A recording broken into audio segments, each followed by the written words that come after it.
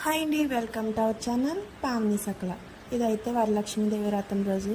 ముందుగా అందరికీ వరలక్ష్మీదేవి వ్రతం శుభాకాంక్షలు.